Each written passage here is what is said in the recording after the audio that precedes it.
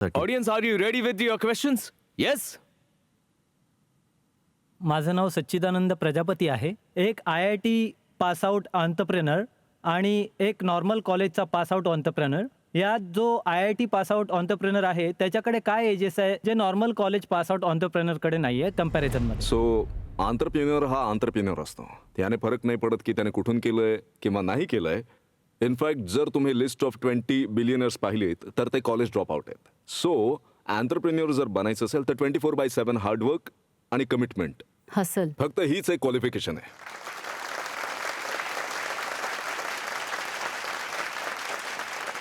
आता या जगामध्ये स्टाईल वर्सेस कम्फर्टचा डिबेट कधीच संपणार नाही.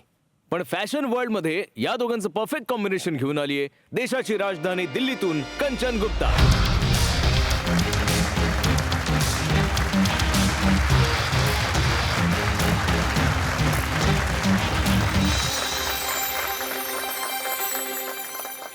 टायटन्स, जेव्हा आपल्या घरी एखादा लहान पाहुणा येतो तर आपण सगळे त्याच्याकडे लक्ष देण्यात काहीच कसर सोडत नाही. योग्य वेळेवर त्याला फीड करत राहणं, त्याची नॅपी चेंज करणं किंवा सगळ्यात सॉफ्ट फॅब्रिक मध्ये त्याचे कपडे आणणं. आपण त्याच्या प्रत्येक गरजेकडे लक्ष ठेवतो. जसे जसे आपण मोठे होतो तसं आपण स्वतःची काळजी घ्यायला शिकतो. पण अचानक मग एक अशी वेळ येते जेव्हा तब्येत आणि वाढत्या वयाच्या मर्यादेमुळे आपल्यासाठी रोजची कामं करणं सुद्धा एक आव्हान होऊन जातं. जसं की 2 मिनिटात रेडी होणाऱ्यासाठी हात वर करून टी-शर्ट घालणं सुद्धा एक टास्क होऊन जातो. कधी कधी ही डिफिकल्टी इतकी वाढते की त्याला कपडे घालायला केअर गिव्हर किंवा फॅमिली मेंबर्सची मदत घ्यावी लागते. जसं की आर्थरायटिसच्या पेशंटसाठी ट्राउझर्स किंवा शर्टचं बटन लावणं एक चॅलेंज होऊन जातं. सर्जरी नंतर किंवा बेड रिडन पेशंटसाठी रेग्युलर क्लोथिंग घालणं म्हणजे इम्पॉसिबल आहे. अल्झायमर पेशंटला हे लक्षात ठेवणं की त्याला पॅन्टची झिप बंद करायची आहे काही वेळा फार डिफिकल्ट होऊन जातं. टायटन्स, कपडे आपली बेसिक गरज आहे. कपडे घालणं हा आपला अधिकार आहे आणि जेव्हा आपल्याला हे घालण्यात त्रास होतो किंवा आपण ते करू शकत नाही तर त्याचा डायरेक्ट प्रभाव आपला कॉन्फिडन्स आणि सेल्फ बिलीव्ह वर पडतो. भारताच्या मल्टी करोड फॅशन इंडस्ट्रीमध्ये जिथे इतके सारे फॅशन ब्रँड्स आहेत, जेन्सीसाठी, वुमेन्ससाठी, मेन्ससाठी, senior citizens, specially able friendly क्लोथिंगच्या कमीला पूर्ण करण्यासाठी मी घेऊन आले आहे हेक्झॉर.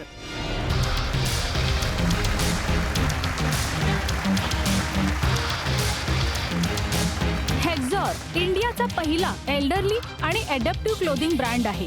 हेक्झॉर समजून घेतो स्पेशल नीड गरजेला, सीनियर सिटीजन किंवा डिफरंटली एबल किंवा मेडिकल रिकव्हरी करत असलेल्या पेशंटसाठी आणि त्यांना प्रोव्हाइड करतो अफोर्डेबल आणि एक्सेसिबल क्लोथिंग सोल्युशन त्यांच्या स्टाईल व लुक मध्ये कॉम्प्रोमाइज केल्याशिवाय. टायटन्स, तुम्ही टेस्टिमनी फार पाहिले असतील, कधी वेबसाईटवर, कधी ब्लॉग्सवर, कधी न्यूजपेपरमध्ये. पण माझी टेस्टिमनी मी माझ्या सोबत घेऊन आले आहे. Please join me to welcome हेक्झॉरचे हिरो.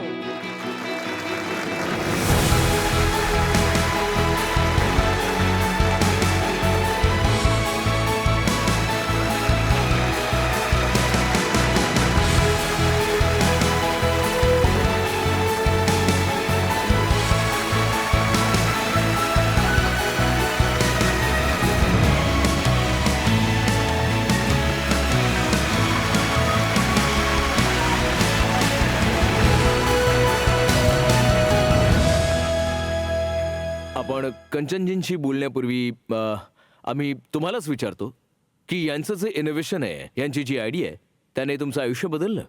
मी हेक्झॉर जवळपास 3 महिने वापरत आहे. माझ्या नीड्स फार वेगळ्या आहेत कारण मी व्हीलचेअरवर बसते. माझी पूर्णच्या पूर्ण दिनचर्या व्हीलचेअरवरच असते. सो फार इम्पॉर्टंट आहे की जे कपडे मी वेअर करते ते फ्लेक्झिबल असायला हवेत. म्हणजे कसं आहे, मी स्वतः इंडिपेंडेंटली घालू शकेन. दुसरी गोष्ट आहे की ते फॅशनेबल पण असावे. इथे झिपर्स आहेत, जिथे मी हे कॅथेटर्स वापरते हे प्लग्ड इन करू शकते आणि मी हे इझिली यूज करू शकते जर मला वॉशरूमला जायचं असेल किंवा कुठेही. सो थँक्यू हेक्झॉर अँड मॅम ज्यांनी हे ॲक्च्युली इंट्रोड्यूस केलं. Thank you so much ma'am. मी स्वतःला गर्ल विथ प्रोस्थेसिस बोलते कारण माझा उजवा पाय ॲम्युटेड आहे. तर मी ॲडव्हेंचरर आहे, मी ट्रॅव्हल प्लॅनर आहे आणि मल्टिपल ॲक्टिव्हिटीज तर मला माझ्या ट्रॅव्हल आणि ॲडव्हेंचरमध्ये खूप कम्फर्ट हवा आहे. त्यासाठी बेसिकली मला एक्झॉर खूप सूट करतो. सो माझे हात सरळ नाही आहेत, तर मला वेरिंग कम्फर्ट हवा आहे. I got the T shirt. मला फक्त पाठीमागून वेलक्रो लावायचं आणि I am done. Proof of concept आपल्या डोळ्यांच्या समोर आहे. प्रथमतः तुम्हा सगळ्यांचे आभार की तुम्ही इथे सगळे आलात आणि आपल्या अमेझिंग स्टोरीज आमच्यासोबत शेअरही केल्यात. ही कंपनी या वर्षी इनकॉर्पोरेट झाली आहे. तर ह्याच्या आधी काही ब्रँड्स होते जे तुमच्यासाठी असे कस्टमाइज तुमच्या गरजेनुसार कपडे देत होते, असं कोणी आधी अवेलेबल होतं? आम्ही लोक कायम ॲडजस्ट करत असतो लाईफमध्ये पण, मग ते क्लोदिंग असो किंवा कुठे जाणं येणं असो. आम्हा लोकांसाठी एकही स्पेशली असा ब्रँड नाही आहे, तर आम्ही ॲडजस्ट करतो. आणि हेक्झॉरच्या सोबत आता तुम्हाला ऍडजस्ट करावं नाही. लागणार नाही. तुम्ही फक्त एन्जॉय विअर करा. फ्रीडम. इनफॅक्ट त्यांच्याकडे एक एम्प्यूट सारखी पॅन्ट आहे, तशी ती वेलक्रोवाली. तर आम्हाला बेसिकली इथून टाईट होणार नाही याकडे लक्ष दिलं बिग पाहिजे. Round of applause for our heroes.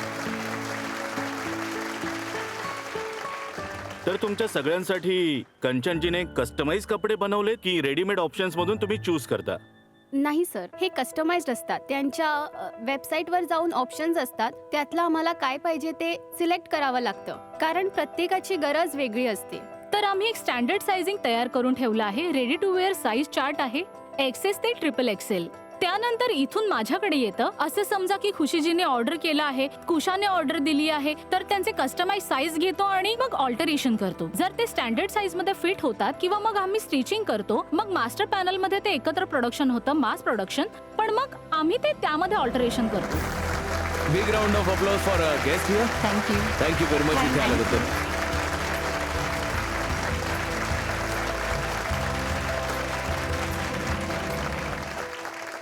कंचनजी, या पूर्ण गोष्टीची आयडिया, याची सुरुवात कुठून झाली? हेक्झॉर ऍक्च्युली माझ्या पर्सनल जर्नीशी कनेक्टेड आहे. मला पाणी मिळेल? हो, पाणी द्या ना जरा. तर 2 वर्षांपूर्वी माझ्या आईला लंग कॅन्सर डिटेक्ट झाला होता इन अ 4th स्टेज. तर ती पॅलेटिव्ह केअर मध्ये होती. पॅलेटिव्ह केअर ते असते जेव्हा आपल्याला माहित असते की ते किती दिवसांसाठी आहे. जेव्हा केमो सुरू असतात तेव्हा मम्माच्या हातावरती स्वेलिंग आलं होतं. तर त्यांना खूप त्रास होत होता, तर ती चेंज करायला सुद्धा नको म्हणायची. फॅशन इंडस्ट्रीमध्ये असल्यामुळे मोर दॅन अ डेकेड भरपूर कपड्यांमध्ये राहिल्यामुळे तर मला असं वाटलं की हा काही प्रॉब्लेमच नाही, मी काहीतरी करू शकते. बट सरप्राइझिंगली मला काहीच नाही मिळालं. मी ऑनलाईन सर्च केलं, मग मला US मध्ये 1-2 ब्रँड दिसले की ज्याच्यामध्ये रेंज चांगली होती, पण ते तिथून इथे येईपर्यंत माझी आई राहील की नाही याची मला शंका होती. मग मी स्वतःच मास्टरजींसोबत बसून, म्हणजे लोकल टेलर असतात त्यांच्यासाठी डिझाईन केलं, पण ते रेडी होण्याआधीच मी माझ्या आईला गमावलं. तर ती वेळ तर आता निघून गेली. त्यानंतर मग ते टी शर्ट नेहमीच माझ्या टेबलवर असायचं माझ्या ऑफिसमध्ये. तर मला असं वाटलं की हे एखाद्या हॉस्पिटलमध्ये देऊयात. मग आम्ही त्याच हॉस्पिटलला गेलो.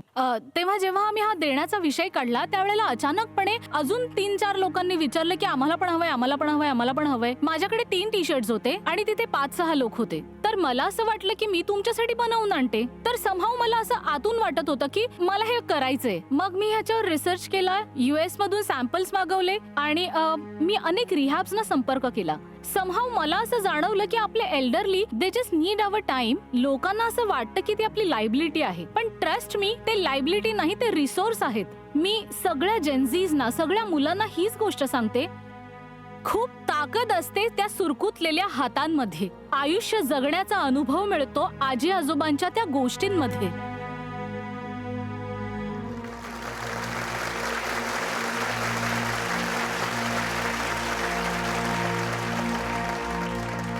कंचनजी, मी तुमच्या मिशनशी फार रिलेट करतो. तुम्ही मला सांगा, हे सस्टेन कसं करू शकतो? कारण जे एक्झिस्टिंग मॅन्युफॅक्चरर आहेत, जसं वेल्क्रोचा यूज करणं किंवा झिप देणं, हे फार इझिली कॉपी होऊ शकतं. तर जरा त्याबद्दल सांगा की तुम्ही फ्युचरमध्ये स्वतःला कॉम्पिटिटिव्ह ठेवण्यासाठी तुम्ही काय करू शकता किंवा हे अवॉइड. तुमचं पेटेंटेड आहे? माझ्या मते पेटेंटेड तर होणार नाही आहे. काही प्रॉडक्ट्स आम्ही पेटेंट केलेले आहेत, पण मला असं वाटतं की या प्रॉडक्टची डिमांड इतकी आहे की कदाचित मी एकटी पूर्ण नाही करू शकणार. इनफॅक्ट मी प्रत्येक मोठ्या ब्रँडला रिक्वेस्ट करते की to come with some functional clothing, कारण हा तर सगळ्यांचा बेसिक राईट आहे. Very well said. 55 लाखांचा तर सेल आलाय. 6 महिने पण झाले नाही जेव्हापासून तुम्ही सुरू केलंय, पण मी हेही पाहिलंय की 41 लाखांचा बर्न आहे. माझं नेट मार्जिन 18 ते 20% आहे. जर मी 55 लाखाचा सेल केला आहे तर मी 41 गुंतवले आहेत. पण आता आम्ही ब्रेक इव्हन वर येत आहोत. कंचनजी, आणखी एक प्रश्न. तुमचे ऑफलाईन जाण्याचे काय प्लॅन्स आहेत? तुम्ही MBUs पण करणार, स्वतःचे स्टोअर्स लॉन्च करणार आहात? तुम्ही हे प्रॉडक्ट ऑफलाईन सुद्धा मिळवण्यासाठी काय करणार? कारण या कस्टमर्सना टच अँड फीलची खूप गरज आहे.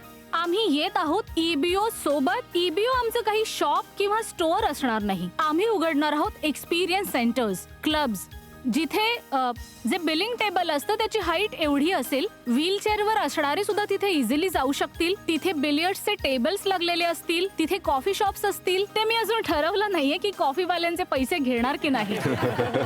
मॅडम, हे सगळं मी तुम्हाला देईन, तुम्ही तर लावा शॉप आमच्या इथे. सर, रायटिंग मध्ये घेईन मी. Writing काय असंच करायला commitment आहे. हवं. हे बघा, ही फाउंडर एकदम शार्प बिझनेस वुमन आहे. आत्ताच रायटिंग मध्ये हवंय.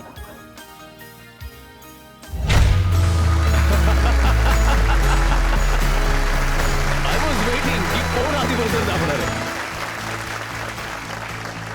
अर्जुनजीनी तर बजर दाबलेलाच आहे. सगळ्यात आधी तुम्ही त्यांची ऑफर घ्या. एक्झॅक्टली. अर्जुनला मला थोडी हेल्प करायचीच आहे. आधी मार्केट डिमांड घेऊया. काढा तुमचे वोटिंग मीटर्स. येस किंवा नो दाबून आम्हाला सांगा प्रोडक्टची तुम्हाला किती गरज आहे.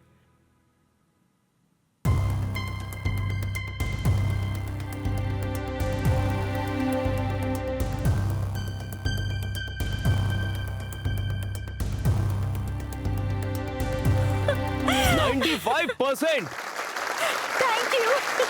म्हणून आम्ही अर्जुनला चॅम्पियन म्हणतो. त्याला माहित होतं की इतकी मोठी मार्केट डिमांड आहे. त्याने आधीच ब्लॉक बजर दाबलाय. हे मिशन खूप मोठं आहे आणि खूप इम्पॉर्टंट आहे की मी ब्लॉक बझर यासाठी दाबलाय की मी माझ्या दुसऱ्या टायटन्सना पण प्रेशराईज करू शकेन. मी फार इंटरेस्टेड आहे की आपण एकत्रही डील करू शकू इफ पॉसिबल. पण मला हेही माहिती आहे की फॅशन बिझनेस फार डिफिकल्ट आहे. इन्व्हेंटरीचे फार चॅलेंजेस येतात. पुढची फंडिंग रेज करण्यात फार इश्यूज असतील. या कारणांमुळे माझं हे प्रपोजल आहे की ही डील आपण सगळ्यांनी एकत्र करावी. मी माझ्या एका करंट इन्व्हेस्टमेंट बद्दल सांगू शकते का? हो, सांगा नक्कीच ना, सांगा. सांगा. IFCI व्हेंचरने आम्हाला दिला आहे 1 करोडचा seed fund at the valuation of 20 CR as a base valuation. जर यावर्षी मी 18 करोडचा बिझनेस केला तर ती व्हॅल्युएशन 30 करोडची होईल. तर मग मी माझी अपेक्षा पण याच हिशोबाने ठेवली आहे. बेस व्हॅल्युएशनच्या हिशोबाने I am asking for 1 crore for 5%. तर यांची अपेक्षा आहे 1 करोड फॉर 5%. तर अर्जुन, तुम्ही तुमची ऑफर द्या. मी मग आपण आधी पुढे बोलणार बोलूया. होतो की 1 करोड 10 करोडच्या व्हॅल्युएशनवर, पण 20 करोडच्या व्हॅल्युएशनवर ऑफर आहे. त्यामुळे आम्ही 1 करोड 15 करोडच्या व्हॅल्युएशनवर करायला तयार आहोत आणि होपफुली बाकीचे टायटन्सही मला जॉईन कर. जर तुम्हाला बिझनेस लॉन्च वापरायचा असेल, विचार करायचा असेल तर तुम्ही जाऊ शकता. डिस्कस करून या तुम्ही. त्यांना हॉस्पिटल्स वगैरे टार्गेट करायला हवं. बऱ्याच जागांवर गरज आहे याची. I am concerned about the valuation की लेटेस्ट से पण मग काउंटर ऑफर सुद्धा बनवूया. यात तर मी पण जॉईन होईन. I mean it's too good यार. पैसे नाही टाकणार मी यात, पण रीच करेन याच्यात. याला 18 करोडला क्लोज करायचा प्रयत्न करूयात. तर आम्हीच करतोय काय? हो, तुम्ही करताय. ओके.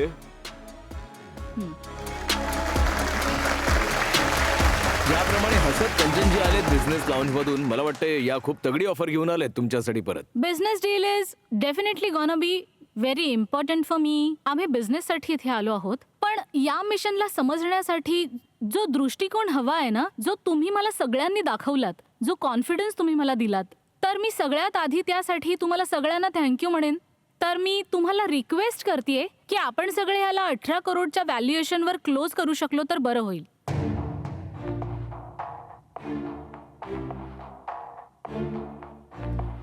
मॅम, आता हे बघा, तुम्ही 10-15% साठी नेगोशिएट करताय. चांगली डील आहे. आम्ही सगळे आमचं नेटवर्क आणि आमचं रिस्पेक्ट आणि लव्ह फॉर सिनियर सिटीजन्स सोबत घेऊन येणार आहोत. तर let's do the deal.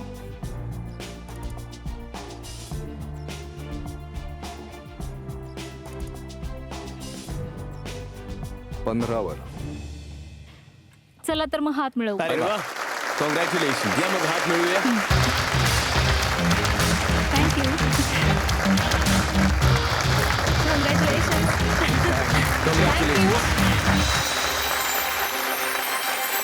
Thank you very much इथे आय वुड आल्याबद्दल. लाईक टू से इश्क है तो रिस्क है.